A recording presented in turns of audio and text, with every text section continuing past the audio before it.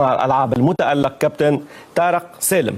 نشاهد تقرير خاص بمباراة الجيش الملكي ونهضة بركان. مباراة كانت رائعة على كل المستويات لأبناء سانتوس. الجيش الملكي قدم واحدة من أفضل مباريات الشامبيونز ليج الإفريقية. نشاهد الملخص ثم نعود للحديث بأكثر تفاصيل. حقق الجيش الملكي المغربي انتصارا مهما بهدفين دون مقابل على ضيفه نهضة بركان في ذهاب نصف نهائي دوري أبطال إفريقيا، ليمضي قدما نحو الدور النهائي للمرة الثانية في تاريخه والأولى في المسابقة بنظامها الجديد.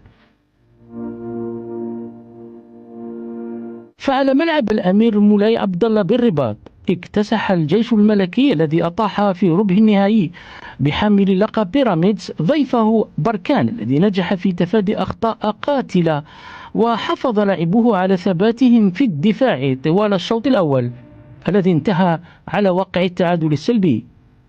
ووصل الجيش الملكي سيطرته في الشوط الثاني ورمى بكل ثقله في الهجوم، وهو ما مكنه من تسجيل هدفين ثمينين سيمنحه بالتأكيد أريحية في مباراة العودة السبت المقبل. وبالرغم أن المهمة لن تكون سهلة أمام فريق متمرس ويعرف كيف يتعامل مع المباريات الكبيرة، فإن حظوظ الجيش أوفر لتحقيق حلم بلوغ النهائي وإدخال الفرحة لجماهيره الغفيرة التي تمني النفس بلقب تاريخي يعيد أمجاد الفريق في المسابقة الإفريقية.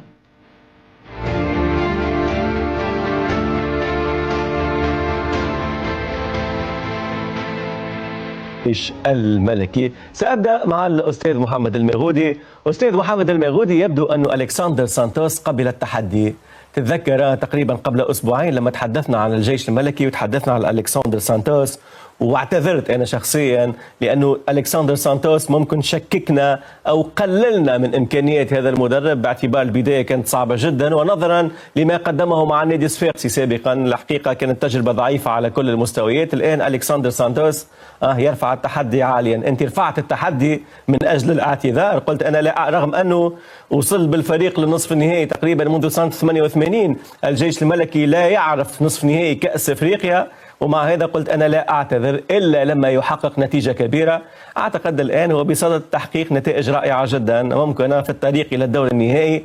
أنت ساهمت في هذا الأمر أستاذ محمد المغودي، رفعت التحدي وألكسندر سانتوس قبل التحدي، ويبدو أنه سيرغمك على الاعتذار في نهاية المشوار. على الأقل هذا من خلال ما نشاهده حاليا في فريق الجيش الملكي، لأنه يقدم في مردود رائع على كل المستويات.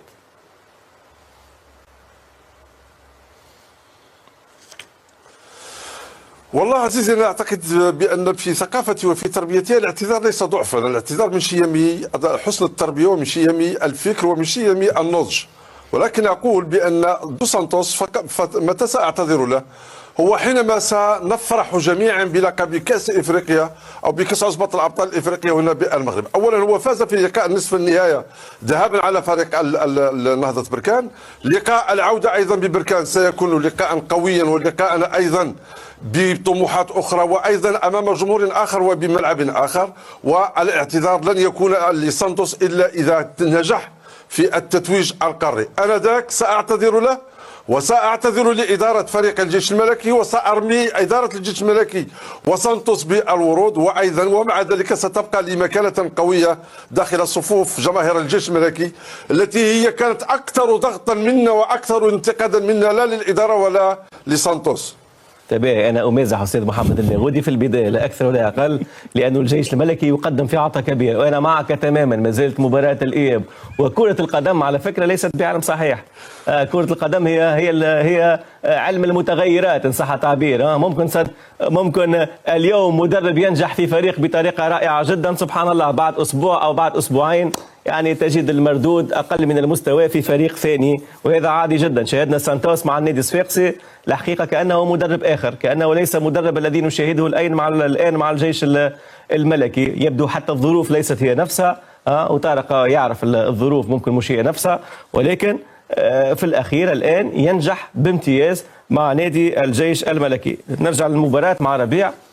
الجيش الحقيقة بقطع النظر على مباراة الإياب، ممكن مباراة الإياب ستكون في أجواء أخرى في ملعب صعب جدا، ملعب بركان، ولكن هذا لا يمنع أنه شاهدنا الجيش في ثوب بطل الحقيقة، فريق قوي على كل المستويات. أنا الجيش ممكن ارجع بها بالذاكرة لبيراميدز في نسخة السنة الماضية.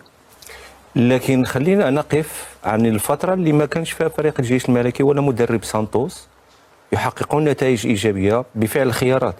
لا ننسى أن سانتوس مع بداية الموسم كان متردد، هل يلعب بثلاثة على مستوى قلب دفاع أو يلعب بالأربعة. وأعتقد بأنه مباريات الأولى وخاصة مع يونغ أفريكانز لاحظنا بأنه تثبيت يونس عبد الحميد لم يكن بالخيار الأنسب. وأعتقد من خلال المباريات التي لعبها والتي لم يؤكد من خلالها ممكن فعالية ونجاعة يونس عبد الحميد على مستوى الدفاع، حب المدرب على أنه يلعب بالثلاثة. وأتذكر أنا هنا في الاستوديو قلت إذا كان ممكن يفضل أنه يلعب بالثلاثي بتواجد يونس عبد الحميد، أفضل أن يلعب بمندي والودني ومن ثم يستغل اللاعب على مستوى وسط الميدان عفوا. وهذا ما نجح فيه بدون ما نعرج ممكن على الموسم الماضي والتخبط الذي حصل للمدرب، ومن ثم الزحزوح الذي كان من أفضل اللاعبين أصبح على دكة الاحتياط، وكذلك اللاعب الذي كان وسط ميدان أصبح على مستوى قلب الدفاع. وكل هذا لم ينجح فيه سانتوس إلا ما تلقى الصفعة أمام بيراميدز والهزيمة 4-1 في مباراة الذهاب. تدارك ذلك من خلال أنه يرجع للثوابت، وكان قاب قوسين أن يتجاوز بيراميدز لأنه نجح في أنه يسجل هدفين ولم يسجل في الثالث لكي يؤهلهم. بالتالي أريد أن أعرج على ما سبق بالنسبة لسانتوس. حاليا أعتقد بأنه قام بتصحيح ما يجب تصحيحه. كذلك لا ننسى بتواجد اللاعب حريمات، لاحظنا بأنه عدم تواجده يؤثر على الفريق، وتكلمنا كذلك بأنه يمثل ليس فقط 50% بل 80% إن صح التعبير. وتأكد ذلك من خلال إدارته للعديد من المباريات، وخاصة مباراة الدوري الذي تلقى فيها فريق الجيش الملكي كل مرة يكون متأخر، وهذا اللاعب هو الذي نجح فيه أنه يفوز يسجل ثنائية ويظفر فريق الجيش الملكي ب3 نقاط ثمينة جدا. واعتقد بانه في رايي الشخصي جوده اللاعبين المتواجده، الافكار بطبيعه الحال للمدرب على مستوى الاستحواذ، على مستوى ان صح التعبير حرمان المنافس من الكره، خلى على انه هذا التجانس يعطينا هذا المنتوج الجيد والممتاز. لا ننسى كذلك بانه الفحلي اصبح يلعب كمهاجم وهمي بعدم نجاح ممكن بوريغا، وكذلك خاب على مستوى قلب الهجوم، وهذا اختيار مدرب كذلك يجب ان يتحمل مسؤوليته. وبالتالي الاكيد بانه ما وصل اليه الجيش الملكي في رايي الشخصي هو جيد وممتاز من خلال تدارك المدرب لبعض الخيارات كذلك، وكذلك لتواجد اللاعبين في اوج عطائهم. والمباراه التي في رايي الشخصي كانت تعد من افضل المباريات على مستوى هذا الموسم هي مباراته امام نهضه بركان في مباراه الذهاب. تذكرني بافضل مباراه ان صح التعبير حتى على مسابقات دوري ابطال، مباراه الذهاب امام ماليدو سان داونز. تتذكر بالرباط فريق الجيش الملكي قدم من افضل مبارياته، واتمنى ان يستمر على هذا النهج، وان شاء الله تحقيق يعني اللقب الذي تنتظره جماهير الجيش الملكي اللي هو لقب دوري ابطال افريقيا. لازمك تكون متوازن ربيع، لا تنسى انه نهضه بركان ما زال في السباق، ولهذا تكلمت قلت الذي تنتظره جماهير الجيش الملكي. قلت ان شاء الله هذه تكتيك منك باش مش تكتيك، انت قلت ان شاء الله تنتظره للاثنين، انت كمغربي للاثنين، للجيش ونهضه بركان. ولهذا قلت التي تنتظره جماهير الجيش الملكي وليس ربيع العفو. ولو انه ربيع العفوي هو لاعب سابق في الجيش الملكي، صحيح، لكن لاعب موسم في الجيش الملكي، لكن ملزوم بالحيل. انا كنت توقعت انك مش تمشي، مش تقول لي انا عادي باعتبار لعبت موسم في الجيش الملكي من حقي اني نمشي اكثر مع الجيش. لا، باعتبار لاعب سابق في الجيش الملكي. ثقافتي مختلفه عن ثقافه شريف فانا اذهب مع ممثلي الكره المغربيه. حتى يرجع شريف بعد شويه. ذكرني لما يجي شريف. تمام، ذكرني لما يكون شريف. هو شريف على فكره يتابع الان، هو معي، ممكن بعد 3 دقائق يكون في واتساب بيني وبين شريف. نمشي قبل ما نمشي الكابتن علي ميهوب فقط طارق، لماذا الكسندر سانتوس نجح مع الجيش الملكي بهذه الطريقه؟ هل لوجود لاعبين ممتازين؟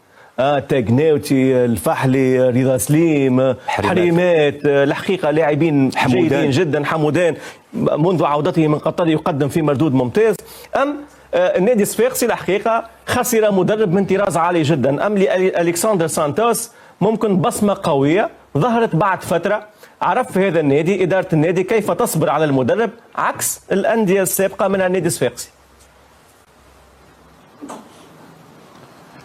هيكل هو راهو النجاح نتاع المدرب ماهوش مرتبط كان بالمدرب فقط.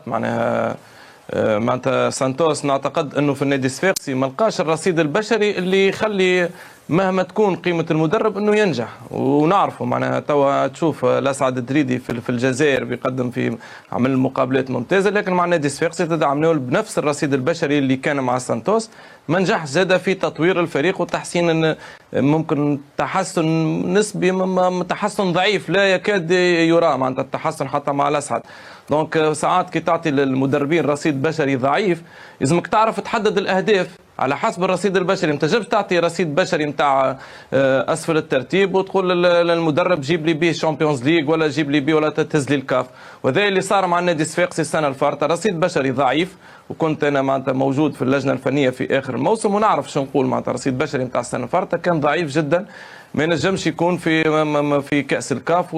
وتزيد الهيئه ممكن في اول الموسم حددت اهداف اكبر بكثير من طاقه هذا الرصيد البشري، مما اعمل ضغط كبير على المدرب وعلى اللاعبين خلاهم من اول الموسم معناتها شفنا معناتها الحصيله خاصه في كاس الكاف كانت ضعيفه.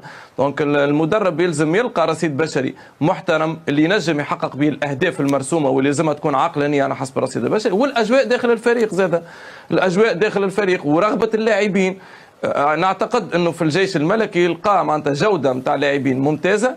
ونذكروا سانتوس حتى في بيترو اتليتيكو السنه اللي قبل ما يجي فيها النادي الصفاقسي ولا ممكن قبل بسنتين عمل معناتها موسم محترم جدا في الشامبيونز ليج وقتها في نفس المجموعه مع النجم الساحلي والترجي، وقدم مقابلات طيبه. صحيح ما وصلش الادوار متقدمه نعتقد في الربع النهائي وقع اقصائه، ولكن قدم مستوى وقدم كره قدم ممتازه جدا. وعلى ذاك الاساس النادي الصفاقسي انتدب سانتوس. دونك جوده اللاعبين اللي يمكن زاد سانتوس عنده افكار هجوميه يلزمها اللاعبين عندهم جوده معينه، ما ينجمش ينجح مع لاعبين جودتهم معناتها ضعاف على المستوى الفني. هذاك علاش نجح. كذلك نعتقد انه في الجيش الملكي انه الاداره موفره ظروف وخاصه الرغبه والاجواء داخل الفريق ورغبه اللاعبين في النجاح اللي يخليهم يعطيوا مستويات كبيره جدا. وشفنا معناتها مقابله نهضه بركان معناتها الروح اللي لعبوا بها معناتها فريق الجيش مع الانضباط التكتيكي ومع اللاعبين والقيمه الفنيه، خاصه الرغبه هي على حسب ما اعتقد هي اللي عملت الفارق خاصه في الشوط الثاني. واضح طارق، ولو انه كابتن علاء ما زالت مباراه صعبه. كابتن علاء في الواتساب مع شريف. كابتن علاء لا كابتن علاء قلت انه مباراه العوده لا المهم مش مع شريف، عادي خذ راحتك، المهم مش مع شريف يعني. ايه كابتن علاء بالنسبه لمباراه العوده كيف ستكون في بركان؟ لانه على فكره من اصعب الملاعب، ملعب بركان ملعب صعب. كل الانديه اللي لعبت في بركان تعرف جيدا صعوبه ذلك الملعب، لانه انا مع الاستاذ محمد الميغودي. صحيح 2-0 هي خطوه كبيره نحو الدور النهائي، ولكن الامور لم تنتهي. نهضه بركان في اكثر من مناسبه قام بريمونتادا وتمكن من قلب المعطيات. تحياتي ليك يا هيكل وتحياتي لكل النجوم الكره العربيه. مبدئيا طبعا شريف موجود من بدري يا هيكل وسمع كل الحوار اللي داير، ده طبيعي على فكره. لكن انا عايز اقول حاجه بس، اتكلم على الجيش الملكي قبل ما نتكلم على صعوبه المباراه. الجيش الملكي في دوري المجموعات يا هيكل لو تفتكر كان اقل فريق احراز الاهداف، كانت اهدافه شحيحه جدا. لكن مش الانطلاقه، التغيير مع الفريق حصل مباراه الاهلي في القاهره والتاهل اللي حصل بعدها. فريق الجيش الملكي تحس بقى فريق تاني خالص في اسلوب اللعب وفي الشكل العام. حتى كابتن ربيع شرح اسلوب اللعب والتغير اللي حصل وتغيير الافكار عند اللعيبه.